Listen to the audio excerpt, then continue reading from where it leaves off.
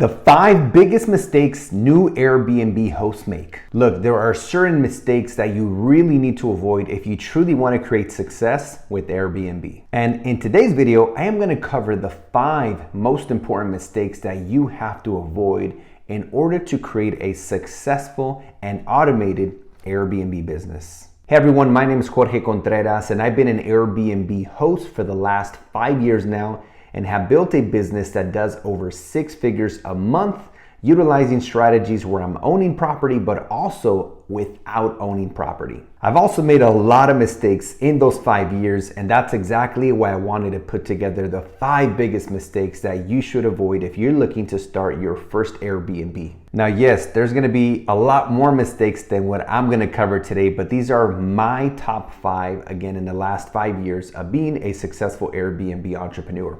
Let's get started. Mistake number 1 is where you don't get permission in writing from the property owner. Guys, I get messages all the time on Instagram, DMs from people saying, hey Jorge, the landlord just found out that I'm doing Airbnb and now they want to kick me out, and basically, they're saying that I violated the lease and they want to throw me out of the property. And here's the thing. In all lease agreements, it's going to say no subleasing allowed, because in a normal lease agreement, you are supposed to live there. However, when you properly speak to the property owners and you talk about the idea of renting their property, you overcome their objections, you provide them with peace of mind, you can change the actual verbiage from no subleasing allowed to, hey, Jorge Contreras has permission to use this property as a short-term rental, and boom, magic. Now you have a sustainable, scalable business model. Not only that, but it's likely that these landlords over the months or years will actually offer their other properties to you or tell their neighbors or friends or family or colleagues about your business model because they've had such a great experience with you. But I personally feel that it doesn't make sense to not get permission, because why go through all that time, energy, investing your time and your money to launch this short-term rental just so that it could be short-lived? Because here's the thing, it's not a matter of if they're gonna find out, it's just a matter of when. And then at that point, like I said, it'll be short-lived and you're gonna have to shut down your Airbnb business. So that's my biggest mistake out of everything, is make sure that you get permission in writing from the property owners. The second biggest mistake is starting an Airbnb in a city that actually doesn't allow short-term rentals. This is another one that I get in my DMs on Instagram all the time saying, hey Jorge, I was operating this short-term rental. They just found out in the city, they're sending me these fees that I gotta pay, or they're telling me that I need to shut it down within 30 days. So here's the thing. Again, in order to have a sustainable and scalable business model, in addition to getting permission from the property owner, you want to check in with the city to verify if their ordinance actually allows short-term rentals.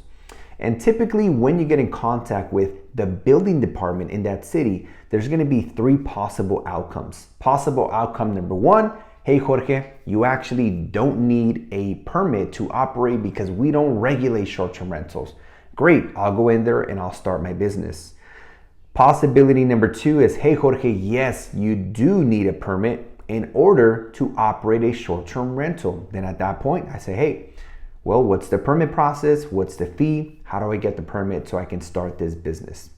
Possibility number 3 is, hey Jorge, we actually don't allow short-term rentals at all. So just stay away from areas that don't allow short-term rentals and only go and expand to the areas where they either don't regulate or you can get a permit. Mistake number 3, this is a big one, because this for a long time actually took my reviews down in a downward spiral and even took away my super host status. So you want to make sure you pay attention to this one. Now, you want to make sure that you have parking, a designated parking area for your guest. I used to have a property near downtown in Los Angeles, and this property had 1 designated parking space, but the second vehicle always needed to park somewhere in the street. Now, because we were near downtown LA, of course, there's a lot of events, concerts, conferences, business events, weddings going on all the time, right? That's how it is in most downtowns. And so people from downtown would actually come and park in the residential area. And so there was hardly ever any parking. And so whenever there was a second vehicle, they often had to park 2 or 3 blocks away. Not only that, once they actually got to my Airbnb unit, they actually had to walk uphill in order to access it. And some of these travelers were super tired. They just came from the East Coast to the West Coast and they just want to get some sleep. But now they need to drop off their luggage, go park really far away, go uphill. And it just was not a good experience for them. And so that started to negatively impact my reviews. So usually if you're hosting people anywhere from like 1 to 4 people, then 1 parking space should be good. But if you're hosting like 5 to 8 people, you definitely need a minimum of 2 designated parking spaces just for your guests that nobody else can access. Hey guys, if you're enjoying this content and you're ready to create success with your Airbnb business, make sure you subscribe and hit that like button. Now let's go into number 4. And that is avoiding properties that are on a main street.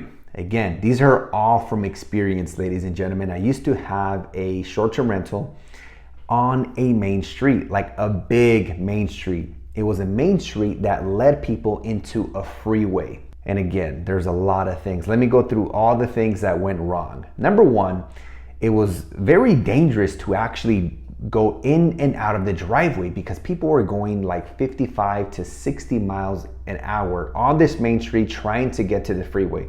I don't know why people were driving so fast. I guess they maybe thought they were already in the freeway.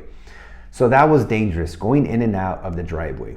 Number 2, families didn't feel safe to have their kids playing outside in the front yard.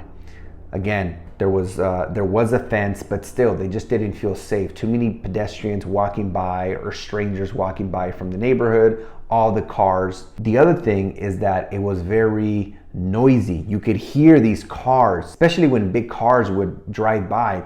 You could hear the vehicles, the wind inside of the house.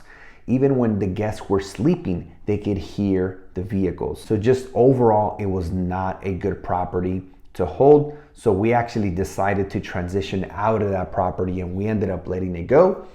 And now anytime we launch new short-term rentals, or anybody who follows me, I always say avoid properties that are on a main street. Overall, whether you're subleasing it, it's just not going to be as profitable as one that is in a good neighborhood away from a main street. And if you own it, you don't want to own a property like that long-term in your portfolio. You want to have properties in your portfolio where they are the most desirable in your neighborhood. Number 5 is avoiding properties that are near a train station or a train track. Again, similar to the whole parking situation. Imagine a family's coming into town, they're super tired, they're exhausted, they want to get to bed. They want to take a nap before they go out and about for the evening. Maybe 50 yards away, there's a train track. The train passes by and wakes everybody up, disturbs their sleep.